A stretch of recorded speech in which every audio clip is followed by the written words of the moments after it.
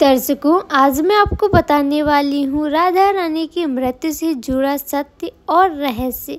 ब्रज स्वामिनी कृष्ण कामनी मन भावनी श्री राधे अर्थात ब्रज की पटरानी, कृष्ण से भी सुंदर और उनकी प्रिय, सबके मन को भाने वाली राधा रानी के बारे में ऐसी बहुत सी चीज़ें हैं जिनके विषय में लोग जानने के लिए अति उत्सुक रहते हैं।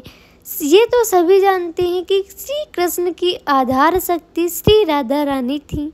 कृष्ण के जीवन में उन्हें सर्वाधिक दो ही चीज़ें प्रिय थीं, एक तो उनकी बांसुरी और दूसरी राधा रानी। माना जाता है कि कृष्ण की बांसुरी से तब तक मधुर स्वर नहीं निकलते थे जब तक राधा रानी बांसुरी को अपने होठों से न लगा लें। राधा रानी को मिलने के लिए बुलाने का और रासलीला रचाने का माध्यम भी उनकी बांसुरी थी।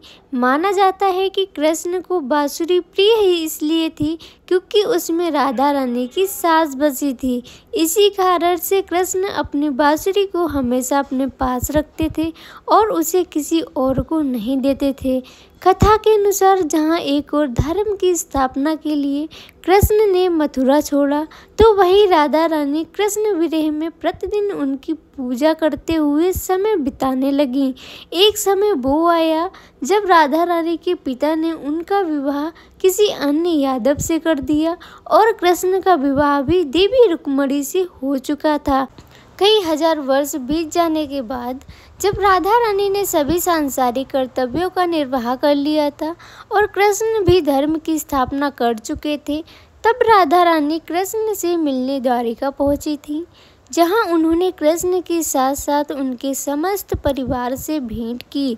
राधा रानी कुछ समय द्वारिका ही रुकी, मगर बाद में कृष्ण भक्ति में और भी लीन होने के लिए उन्होंने द्वारिका के पास ही वन में अपना स्थान बना लिया।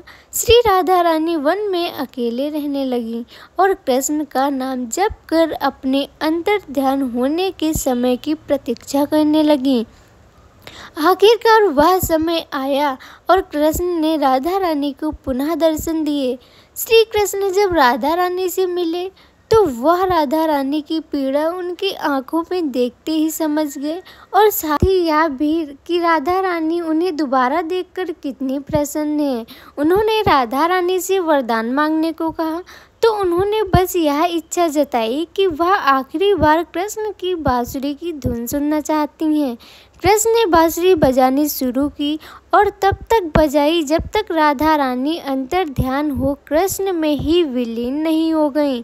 कृष्ण की बांसुरी की धुन सुनते सुनते राधा रानी ने अपना सांसारिक शरीर त्याग दिया और गोलोक में जा पहुंची, जहां से द्वापर की प्रेम लीला का आरंभ हुआ था। माना जाता है कि जब राधा रानी सांसारिकता से दूर अपने दैवी रूप में गोलोक धाम में स्थित हुई, तब कृष्ण ने उस स्थान पर अपनी बांसुरी तोड़ दी और दो टुकड़े कर उसे फेंक दिया। राधा रानी के जाने के बाद जब तक कृष्ण धरती पर रहे तब तक उन्होंने बांसुरी नहीं बजाई।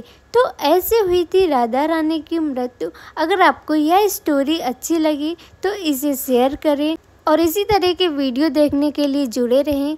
आपका इस बारे में क्या ख्याल है, हमें कमेंट बॉक्स में ज़रूर बताएं।